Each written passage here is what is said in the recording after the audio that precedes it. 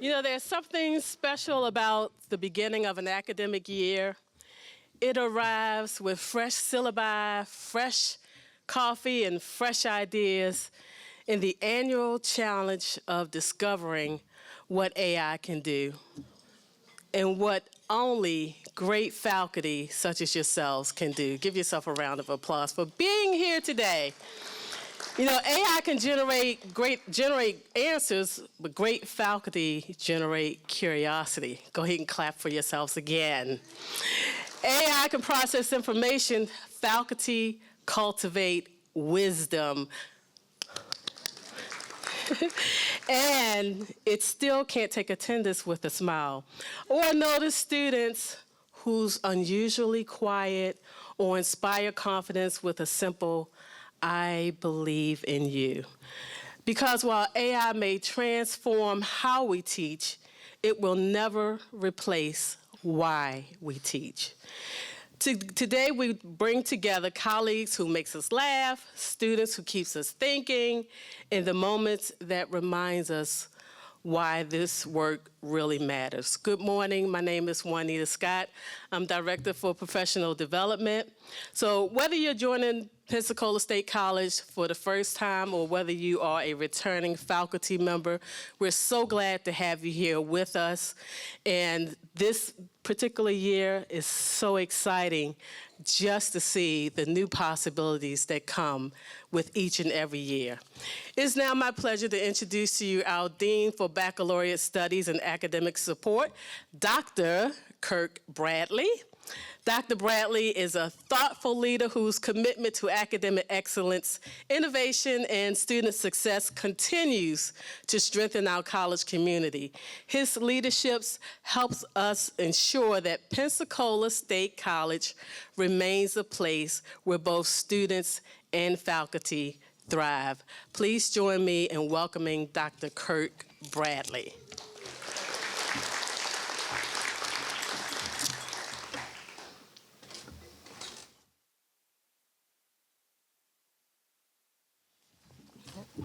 Juanita, thank you for that introduction. That may be the best introduction I've ever had in my life. So, yeah, I feel pretty good right now. So I appreciate that. It's so great to see everybody. Welcome back to the fall 2026 semester. We have such a great group, and we have some new faculty, and we're very excited that you're here. And just to see everybody fresh and ready to go and ready to start a new semester is really exciting to see. I got to go to a few of the department meetings this morning, and that was very refreshing, and everybody's ready to go and welcoming, and it's just great to see everybody back and ready to start a fall semester. I know that everybody is excited to get things going, and we got some good things this afternoon, some great speakers, and then some preparation time for tomorrow. And just a few thoughts before we kind of get it started. We talked a little bit about this in the new faculty. We got to spend all day yesterday with our new faculty in the new faculty orientation. In one of the sessions, we were talking about what great teachers do, okay? And so we are in a room full of great teachers, and that's why you're here, and that's why you were hired, and everybody shows that every day. I mean, we are passionate about student success, and that's what we do. So if you kind of think throughout the day, and maybe as you start your new semester, we talked about this in our session yesterday, great teachers blank. You don't have to answer that right now, but maybe think about that in your mind and maybe write down, and there's definitely more than one answer to that blank, but some of the things that you think about that great teachers do, and then let's do those things, you know, always and throughout the semester. So it's just very good to see everybody, and let's get our program started. First of all, just a few updates. So enrollment is ongoing, and the fall enrollment is looking good. And of course, that's not going to be all finalized until the end of D session to where we know where everything stands. But if you just kind of look at the trend over the past 3 years, just to kind of give you an idea, we've been definitely trending up, and FTE enrollment is something that's important to the college. And over the past 3 years, that enrollment has been up over 37.5%. So that's kudos to everybody at the college for your hard work to make that happen. So that's good news. And we'll keep working hard through this fall semester to keep students enrolled and enroll new students. Just a little update on accreditation. So our 10-year reaffirmation has begun. And so in March of 2027, we will submit our compliance certification to SAC-COC for our 10-year report. And of course, we're working hard on that. We've already started. There's lots of hours that are already going into that. So that'll be submitted in March. And then if you kind of fast forward, there'll be some reviews and off-site reviews, and then in the fall of 2027, we'll have our on-site review, and then some more things will happen that'll be ongoing, and then in the June meeting of 2028 is when everything will kind of be settled and finalized with that. So that's just a little accreditation update. And just one other update, and many of you are aware of this, but these are just some of our new or newer programs that are at the college. So many of you know that we started an applied artificial intelligence program. It began last spring, and that has been growing and a hot program. So that is new. We also have a technical certificate underneath that AS program. We have a new program that's beginning in respiratory care, AS, in the health sciences, a dental assisting applied technology diploma that'll be starting, and some new faculty with that. In the workforce education side, we have diesel maintenance technician career certificate, diesel systems technician career certificate. We're also going to be starting marine services technology career certificate soon. So that's exciting. We're starting a new concentration in our baccalaureate program in business management and hospitality and tourism management, so that'll also be exciting. So there are lots of new things happening at the college, new programs, and so that's all exciting news. We're going to talk a little bit about our promotions over the past year, and if I call your name, if you would stand up so that we can recognize you and congratulate you on these promotions. So faculty promotions in rank, to assistant professor, Patricia Agioli.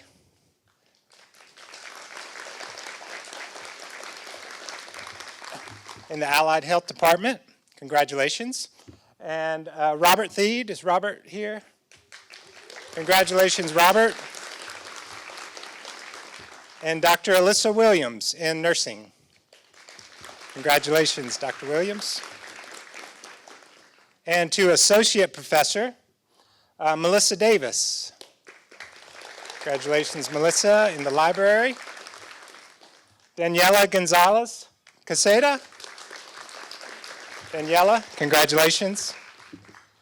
Lauren Rogers. Congratulations, Lauren.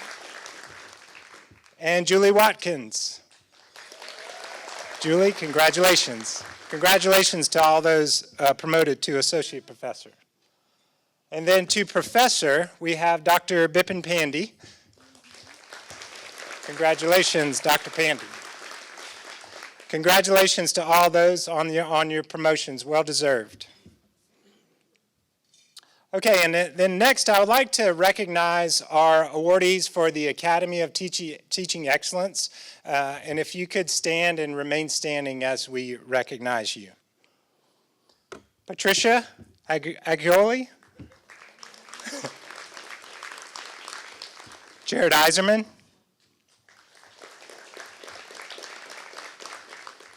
Kimberly Markwick. Julie Watkins. Catherine Gaskill. And our outstanding new faculty member, Dr. Terilyn Lay. Congratulations to all those in the Academy of Teaching Excellence. Now, if you have ever been inducted into the Academy for Teaching Excellence, if you could stand.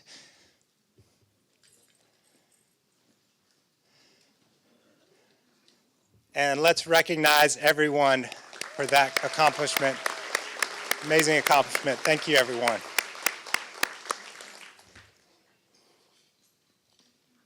Okay, this past year, the Florida Master Teachers was a big success. And so let's recognize those that were facilitators for the Florida Master Teacher. Dr. Susan Robbins. If you'll stand up. Susan, such a great job with that. Stay standing, sorry. And Dr. Brian Underwood. Susan and Brian, y'all do such a great job facilitating that program. Amazing job. Thank you for your work. And our participants in the Master Teacher Program this year, Alexander Christ. Okay, 2 years ago, but still, we won't recognize you. And Julie Watkins. Julie, congratulations. Okay, now, if you have ever participated or facilitated in the Master Teacher Program, if you would stand.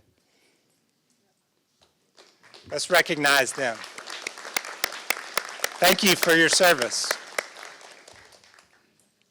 Okay, it's my pleasure to introduce Dr. Meadows, our college president, who's going to offer us some remarks.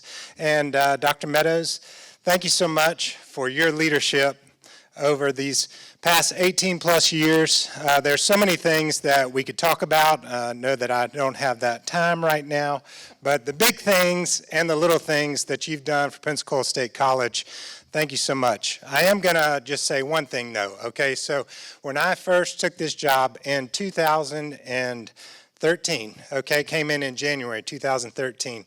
My first day on the job, and Dr. Meadows didn't know me. He knew that I was hired, but you know, my family wasn't here yet. We were trying to get transitioned. But anyway, first day on the job, they had a basketball game that night, and so I decided to go to the basketball game. And Dr. Meadows was there, and he came up to me and welcomed me, and he knew who I was, and he brought me back during halftime to the snacks, which I really appreciated, and also gave me a t-shirt. But that's just one example of the little things, but there's so many things that Dr. Meadows has done for our institution, and we're so grateful for your leadership through all these years. Thank you so much.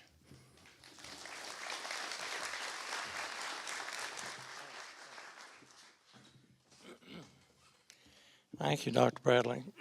You know, we're talking about how the world changes, and I remember the early stages of computer science, and, you know, all the curriculum folks said, well, you know, it'd be a good idea if we offered a course on how to use a computer. So what did we do? We made it a requirement that all students take Introduction to Computer Science, or then we got a little bit smarter and we said, or show that you have the skills to actually maneuver through college with a computer.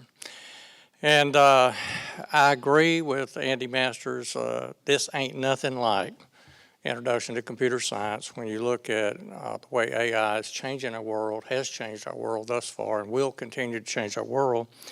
But I thought it really interesting that Andy talked about, you know, the future no jobs. Well, I know for a fact, because he is here talking to us about AI and how it impacts our students' future, that he'll have a job telling everybody for the next 5 years anyway about how to do that. And we have a board, Audrey McDonald has a real passion for what we as a faculty and staff and an institution will be doing to educate our students in how to live in an AI world and be a productive citizen of that world. And so we are going to be most probably writing some grants that will address how we can better integrate the professional development necessary for our faculty and staff to understand all the different ways that we might be able to benefit and utilize AI in our own work, as well as how we integrate this into the curriculum. And I really truly believe we don't need to have a course requirement on Introduction to AI, although we do have an associate degree in AI. I don't think we need to go the way of the computer science, introduction to computer science, but we need to integrate AI into every aspect of our curriculum wherever that is possible. And I know a long time, fads come and go, and I can remember something called Across the Curriculum, where we tried to integrate writing into every aspect. And I had some math teachers saying, well, how do I do that in math? It's numbers. And so we struggled on how we might be able to do that. But I truly believe that the way AI is shaping and will continue to shape our future, there's some things that will not change totally. For example, I have a vehicle that's got something called Super Cruise on it. And you put it on a road that has a satellite mapping, and I can punch the right buttons, and it will pass other vehicles and maintain my speed and make sure that I don't get too close to vehicles. But if I put my hand up here on my face, it kicks it off, and it sends all these alerts out. Take the wheel, take the wheel. Or if I pick up my cell phone, it does the same thing. Although if I've got my Bluetooth in on my cell phone, I can continue to text, I can continue to make calls and receive calls. So it's getting real smart. A long time ago, I had a meeting with a senator begging for some money for the replacement of the old building 1, that big 5-finger building we tore down. And we now have 2 brand new buildings. But he said, Dr. Meadows, he said, you're not going to need new classrooms because distant learning is going to take over the teaching needs and replace the need for buildings. And I thought a minute and I said, well, Senator, what if you got on a commercial airplane and you got seated real comfortably in your seat and your stewardess came back and she gave you some coffee or a Coke or whatever, and then the pilot comes over the intercom. He says, good morning, everybody. We are going to have a safe flight to our destination because I have 1,000 hours of simulated training on how to fly this plane. So I said, sometimes you got to get your fingers in the fabric of the job. And when you look at what we do in technical programs, a lot of that is fingers in the fabrics, but it is changing as well. For example, the new shipbuilding company that is coming, they're going to need a ton of welders, but they're also going to need computer programmers to program robotic welders. And if you go to Alabama and look at all of their automotive plants, where they produce plants, when I was there many, many years ago, it seems now, they called us up and they said, we need welders. And so we said, well, give us the job description on what kind of welding you need. And you know what they sent us? They sent us a job description for somebody that had gone through our computer science program. Because what they wanted, they didn't want somebody that could do TIG or MIG. They needed somebody that could work a computer because everything they did associated with welding was automated and robotic.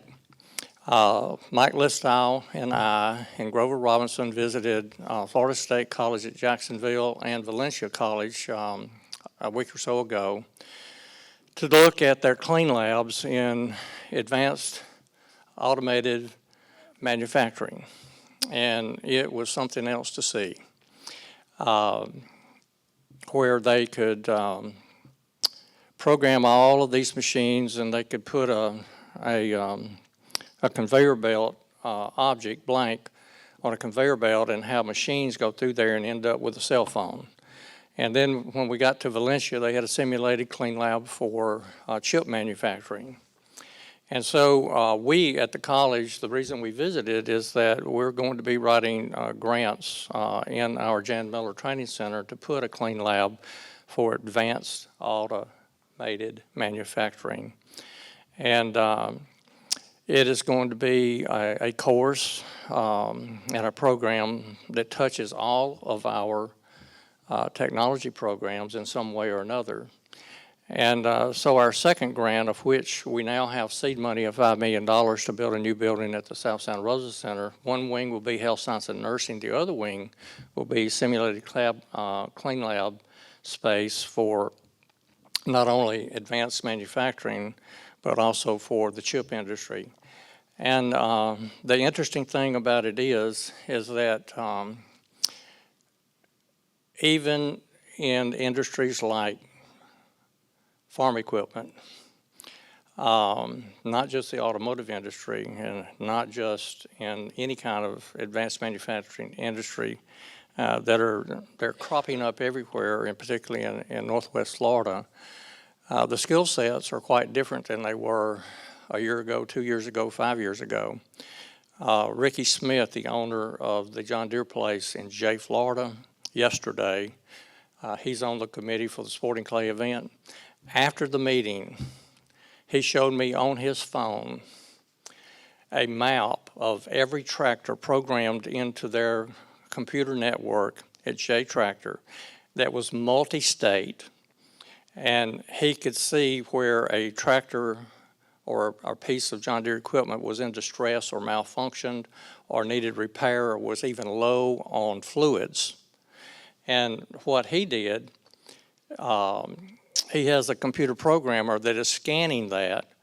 And when he told me yesterday, he had a friend up in Alabama, North Alabama, that had bought a lot of equipment. And he went by to check on the technician, and the technician pointed out that his tractor that was tilling up ground via a satellite was low on hydraulic fluid. He called him up and he told him that he needed to take his tractor offline. So the world is changing, and this is an AI application, by the way, where the world is going to be different for us. And so what we need to be training in terms of technicians is going to change monthly, probably. So we need to be up to the task, and the only way we can do that is continue what we have been doing, providing professional development for our faculty. The Master Teacher Seminar is a prime example of how you add the human element, and that I don't think will ever be replaceable, because as we look at our progression through time, we are still herding animals, and we need each other. So for that reason, I think that our future is bright as we continue to help students in a new world called AI. But there'll be some portions of us in the classroom, whether it be online or whether it be face-to-face, or whether it be putting your fingers in the fabric of helping someone figure out a problem, whether that be an abstract problem or a real-life program like, programming a computer to watch over somebody's tractor 1,000 miles away, will still be essential in the world as teachers. But we've got to learn as we go. I find it hard to believe that, the only thing that artificial intelligence can do for us is what we tell it to do. I don't find that hard to believe, but what I do find hard to believe is that artificial intelligence one day will sprout emotions.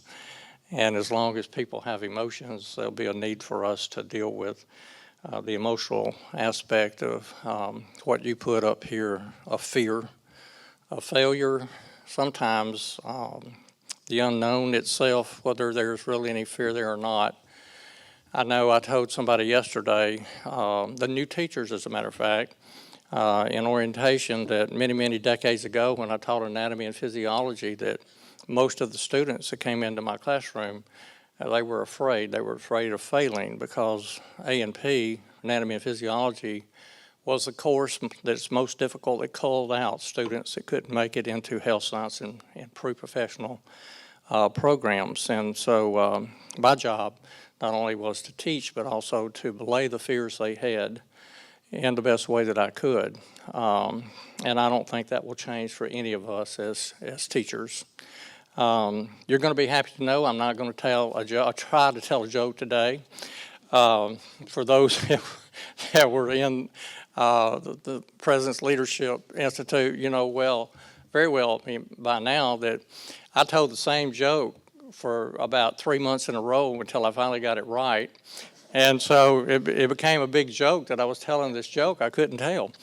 But I do want to recognize some folks, and I got here a little bit late, so forgive me if I'm going to do this twice, but Dr. Scott Shackman just received his doctoral degree. Round of applause for him. And he's also just been promoted to a dean. Another round of applause for him. I do this every time, but I'm going to do it backwards this time because I think I know the answer to this. Joe Stallings, how many years have you been here? This is my 45th year. Would you stand to be recognized as the longest serving faculty member at Pensacola State College?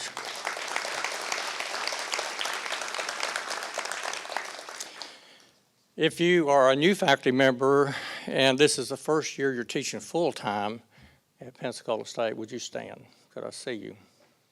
Let's see where you are.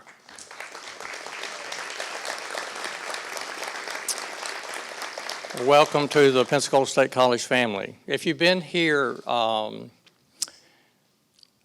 years, less than 5 years, stand. Less than 5 years.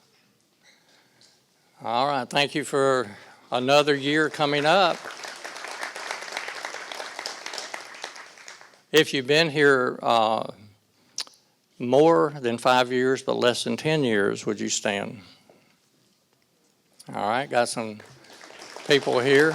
Yeah. If you've been here 10 years but less than 15 years, would you stand? Oh, wow, look at this. How about 15 to 25 years? 15 to 25 year people.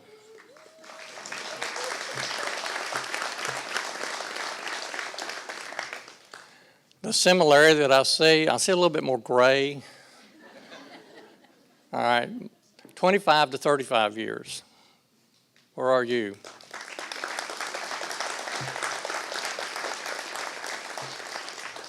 Mark Francis is the only one that still looks the way he looked when I started here 18 years ago.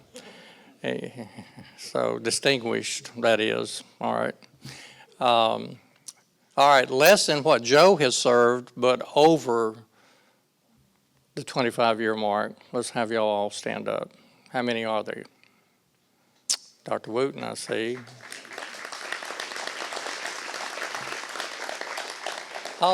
Who is that? You. Is that Al? Hey, Al. All right. Well, I tell y'all every year the things you want to hear about how wonderful you are. And I think Dr. Bradley has alluded to the fact that we think we have the best faculty in the world. If you look at the other 27 colleges in the state, I think that probably student success spells the difference between the quality of our faculty and the quality of all the other 27 institutions. And I don't know any institution of the Great 28 that dominate the Addy Awards like we do. I don't know any of the colleges in our state that have students that win recognition at the national level in HOSA and Skills USA consistently every year. And I don't know any of the 28, well, we don't have 28 that participate in sports, but of the 26 that do, we have the highest GPA average of all the other colleges of our students that participate in sports. And we can attribute that to the fine instruction and the support that we give our students, not just in athletics, but also all students in the labs that help them be successful, and the extra work that goes into helping students pass the courses that you offer. There are some words that we could say if we raised a toast, and I do this at the Teaching Excellence Awards regarding the quality of faculty. But I also ask one question when I get an opportunity to attend that, and it is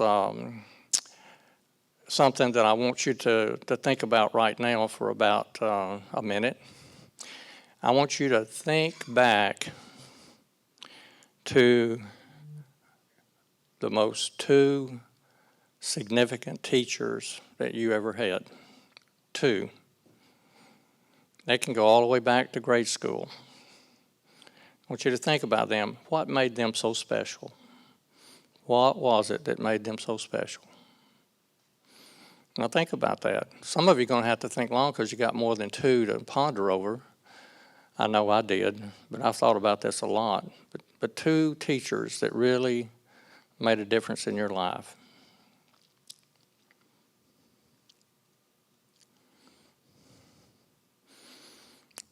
And what made a difference? Have any volunteers that want to tell me in one sentence or less? All right. Brian Rucker taught me when I was a freshman here at PJC, and definitely falls into that. Where's Brian Rucker? I saw him out there. Stand up, Brian. You just got an accolade, so round of applause to Brian Rucker. Thank you. Anybody else? Well, while you're thinking about it, Miss Rose was one of my favorite teachers. She was my first grade teacher. And my mother taught me how to root out roses at our place where we lived, and we always had roses. I'd take them to Miss Rose, and she loved those roses. One day, she had to have the occasion to open a package, and she didn't have anything to open it with. And she said to the class, "Does anybody have a pocket knife?" I promise I will not keep it. I raised my hand and I gave her my pie, and she gave it back to me. So that's trust. So Miss Rose, I trusted her, not just for giving me back my pocket knife, but for other things that she did for me when I was in the first grade. She truly made a difference in a poor family whose father on the GI Bill was going through a junior college program so that he could earn a living. And she not only helped me, but she helped my family. She did what you said. She cared more than just teaching the subject. The other person, it's really hard, was my English teacher, and that was my worst subject in high school. And but what she let I and other students do is come sit around her kitchen table and talk about life.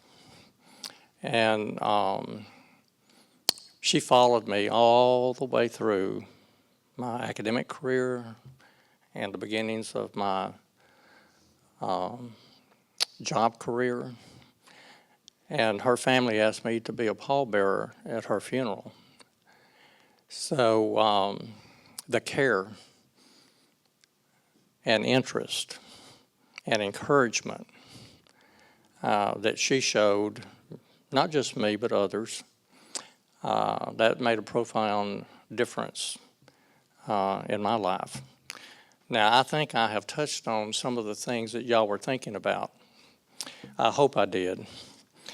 I want to give you a quick update on some things. Dr. Bradley gave you a good report on enrollment. We're going to have the groundbreaking for the women's soccer field coming up very shortly. After the season, we'll build the women's locker rooms, or the locker rooms. Hopefully there'll be a men's soccer program one day. Our charter academy is an A academy. It's helped the Escambia County school system because the only other A school was West Florida High School. So there are two, and we were one of those, third year in a row. But we're going to start a soccer program at the Charter Academy, and there'll probably be some other sports that will start there to help create a sense of place for those students. And we're about 35% complete with the airframe and aviation mechanics program at the airport. That's the construction of that facility. We have about 120 students enrolled, and they are being taught in Hangar 1 of STU Engineering right now. We broke ground 4 months ago for the diesel mechanics facility. Because of the amount of scholarship funding that the Sansing Family Foundation has given us over the years, we're going to name that the Sandy Sansing Diesel and CDL Training Center. And so there will be a ceremony there to commemorate that. Bill Trussell has adopted the Warrenton campus and provided now over $300,000 in student scholarships. So the board approved naming the wing where the vet tech program is in his honor. So those are some of the things that are happening. The Jan Miller Training Center, where we're going to put the Advanced Automated Manufacturing Clean Lab, it should be ready for occupancy and the ribbon cutting in February or March. We're hopeful that we can get it started before the year's end. All of you know I'm retiring in December after 18 years and 8 months as your president. I beat Ed Hartzell by 4 months as the longest serving president at the college. A lot of changes have taken place. Scott Newman, I saw him at the high school art competition, and he said, well, what's the most significant thing do you think that's happened since you've been here? And I said, this can't, after you've been here 18 years, it's not just one thing. He said, okay, 3. Give me 3. And as I thought about it, I said, well, give me some time. And so I'm going to tell you what 3 things I think during the 18 years that I have. And they have one thing in common. It always impacts helping students. When we became Pensacola State College, we went to level 2 in accreditation and added workforce baccalaureate degrees. And what did that do? It created access and opportunity for students beyond the associate degree. So I think that was a major change for what was then Pensacola Junior College. Because of the generosity and the love of Pensacola State by Senator Doug Broxson, we have gotten money from the legislature to really step up to the plate in creating jobs in business and industry, like in the aviation industry and like in the automotive diesel mechanics industry and like in the health science and nursing industry, where we are a medical hub. So because of these new facilities that we are undertaking to construct, what has that done? That's created more access and more opportunities for students. The other thing is what we've tried to do with our faculty in professional development, like the Master Teacher Seminar and the second capital campaign for the foundation.